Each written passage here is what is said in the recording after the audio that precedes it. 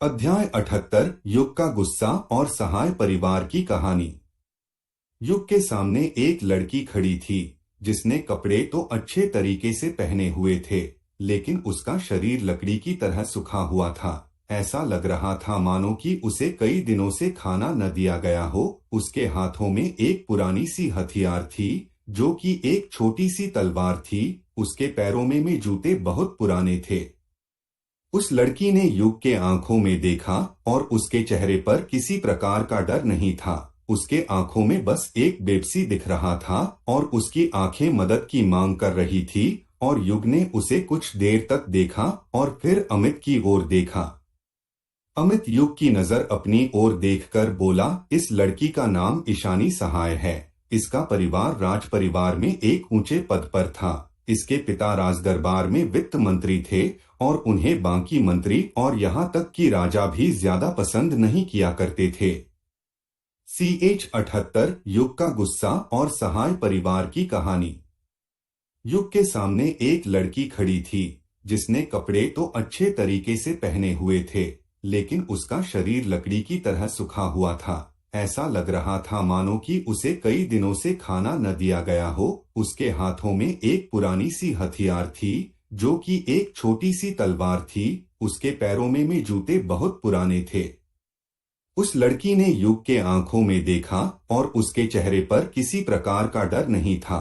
उसके आंखों में बस एक बेबसी दिख रहा था और उसकी आंखें मदद की मांग कर रही थी। और युग ने उसे कुछ देर तक देखा और फिर अमित की ओर देखा।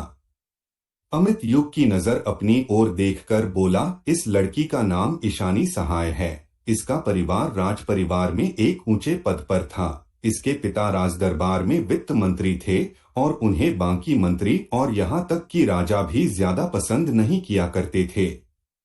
लेकिन इसके पिता के पिता यानी कि इनके दादा बहुत समय से राज परिवार की सेवा किया करते थे। इसी वजह से इसके पिता को उस पद को सौंपा गया था। इसी वजह से राजा चाहकर भी उन्हें अपने पद से हटा नहीं सकते थे। इसके पिता इसके दादा की तरह ही बहुत ईमानदार थे।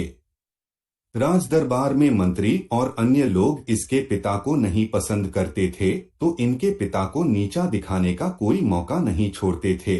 इसी तरह होते होते कुछ वर्ष बीत गया और इसके दादा की मौत हो गई। इसके दादा के मरने के बाद तो राजदरबार में इनके पिता के पद को कम कर दिया गया था। लेकिन ये थे तो अब भी नोबल परिवार, तो इसी वजह से ये लड़की और इसका भाई इस आश्रम में नोबल वर्ग में प्रवेश लिए थे। कुछ 2 वर्ष पहले अचानक से इनके पिता की मौत कहीं जाने के दौरान हो गई थी और इसके साथ इनके परिवार की बर्बादी शुरू हो गई। इनसे नोबल पद ले लिया गया और इन बच्चों को भी नोबल वर्ग से सामान्य वर्ग में डाल दिया गया। इन बच्चों के साथ जब से ऐसा हुआ तब से इनके भाइयों को बहुत परेशान किया जाने लगा। नोबल मंत्री के बच्चे इस लड़की के भाइयों को हमेशा परेशान किया करते थे और यहाँ तक कि उसके भाइयों को वो लोग जब मर्जी तब पीट दिया करते हैं। और यहाँ तक कि कुछ दिन पहले नोबल वर्ग के बच्चे इसके भाइयों को घसीट कर ले गए और इस लड़की को भी बहुत पीटा। लेकिन जब ये बेहोश हो गई तो इस लड़की को यहीं छोड़ दिया। इस लड़की ने उस हिस्से में जाने की कोशिश की, लेकिन सामान्य वर्ग के छात्रों को नोबल क्षेत्र में जाने की पूरी तरह से प्रतिबंध है। इसी वजह से ये लड़की बस इसी तरह से सबसे मदद मांगती रहती है। मैं भी इसकी कोई मदद नहीं कर सकता, इसलिए ये लड़की शायद आपसे मदद मांग रही है। अब तो 3 दिन हो गए हैं और मुझे लगता है कि उनकी हालत खराब हो गई होगी। युग को बहुत गुस्सा आया, लेकिन उसने उस लड़की को शांति से देखते हुए कहा, तुम्हें उसकी चिंता लेने की जरूरत नहीं है। वो अब मेरे छात्र है, मैं उन्हें कुछ नहीं होने दूंगा। इतना बोलकर युग ने उस लड़की के सिर पर हाथ फेरा और उसे जाने को कहा। उस लड़की ने जाने से इनकार कर दिया और वहां से नहीं हिली और युग ने उसका हाथ पकड़कर उसे अपने क्वार्टर की ओर ले आया। वैसे भी उसके क्वार्टर में बहुत जगह थी। युग जैसे ही अंदर गया तो उसे रीना वही हॉल में दिखी, जिसकी आभा अब बदली हुई लग रही थी और युग समझ गया कि अब वो बैटल किंग स्टेज में पहुंच चुकी है। रीना ने युग को सवालिया नजरों से देखा और युग भी समझ गया कि वो क्या पूछना चाह रही है। तो युग ने उस लड़की को आगे करते हुए कहा, इसका नाम ईशानी है और ये कुछ समय तक हमारे साथ ही रहेगी। रीना, क्यों न तुम इसे अपने कमरे में ले जाओ और इसे संभालो, ये बहुत परेशान लग रही है। रीना को देखकर ईशान थोड़ी डरी, लेकिन उसने कुछ नहीं कहा और रीना के पीछे पीछे वहां से चली गई और युग उस घर से निकल गया। रीना उस लड़की के साथ अपने कमरे में गई और वो लड़की चुपचाप एक कोने में जाकर खड़ी हो गई और रीना अपने बेड पर जाकर बैठ गई। हालांकि रीना उस लड़की से उम्र में छोटी थी, फिर भी वो लड़की रीना से बेवजह डर रही थी। शायद ये उसकी आभा थी या उसकी शक्ति। रीना ने उस लड़की से कहा, तुम वहां कुर्सी पर बैठ जाओ और मुझे बताओ कि तुम यहाँ कैसे आई और तुम इतनी डरी हुई क्यों दिख रही हो। रीना का सवाल सुनकर वो लड़की चुपचाप जाकर कुर्सी पर बैठ गई और सब कुछ विस्तार पूर्वक बताने लगी कि आखिर उसके साथ क्या हुआ है और वो यहाँ कैसे आ गई।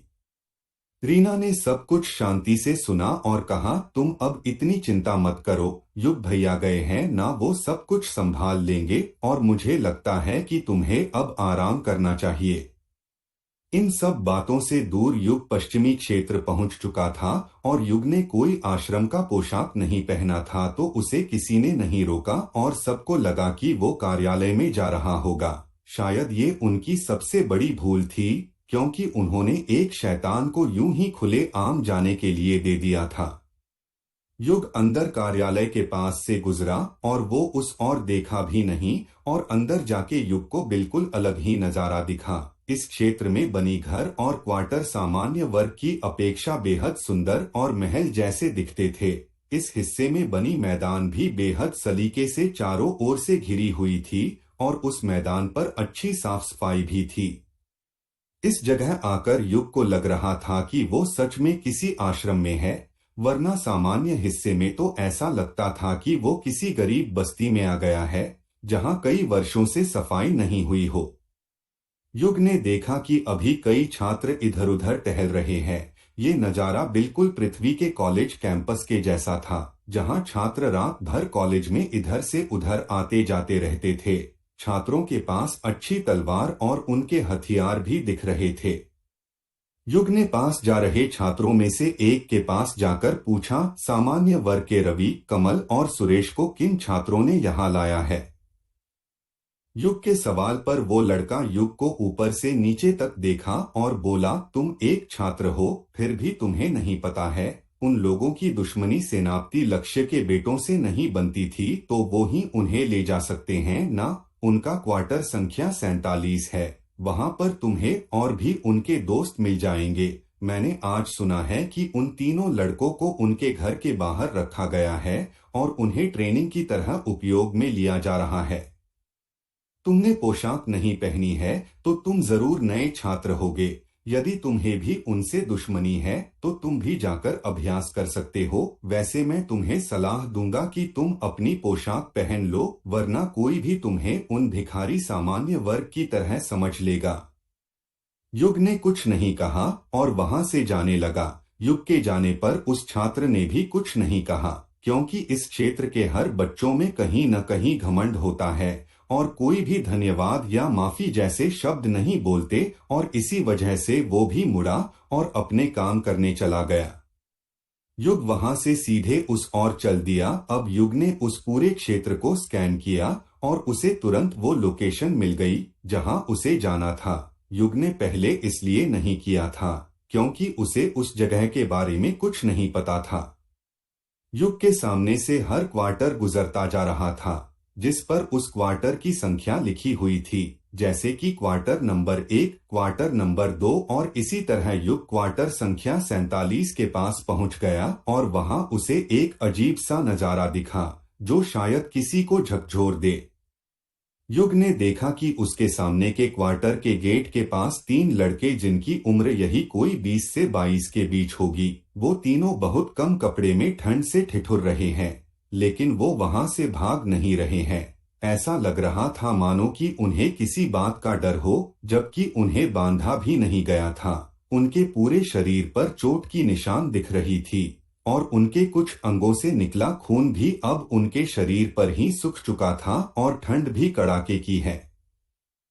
युग उनके पास गया और उन्हें देखा।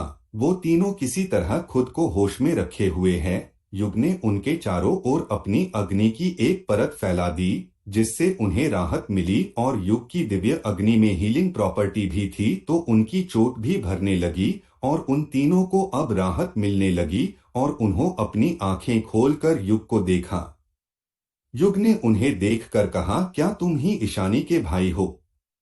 उन तीनों ने हामी में सिर हिलाया और युग ने कहा, चलो तुम लोग मेरे साथ, तुम्हें अपने घर पर चलना है, तुम्हारी बहन बेवजह परेशान हो रही है।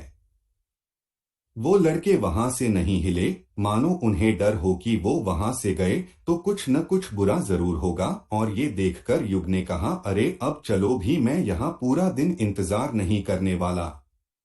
वो लड़के इस बार युग के साथ जाने के लिए चल दिए और वो जैसे ही कुछ कदम आगे बढ़े तो उन्हें सामने से कुछ लड़कों का झुंड आता हुआ दिखा, जिन्हें देखकर उनके कदम रुक गए और युग ने भी ये महसूस किया और बोला, अरे अब चलो भी, अब तो तुम्हारी चोट भी सही हो गई है।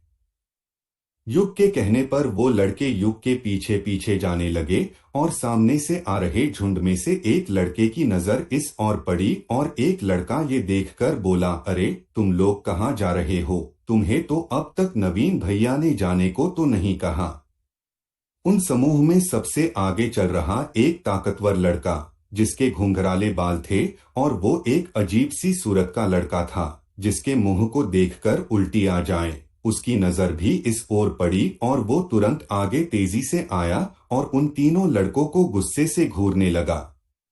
ये सब देखकर युग ने अब हल्के गुस्से से उन लड़कों से कहा, अरे तुम लोग कितना रुकते हो? यदि तुमने और देरी की तो मैं तुम्हें यहीं छोड़ दूंगा और यहाँ से चला जाऊंगा। युग ने इस बार कुछ ज्यादा ही जोर से कहा था जो कि पूरे उस इलाके में फैल गई।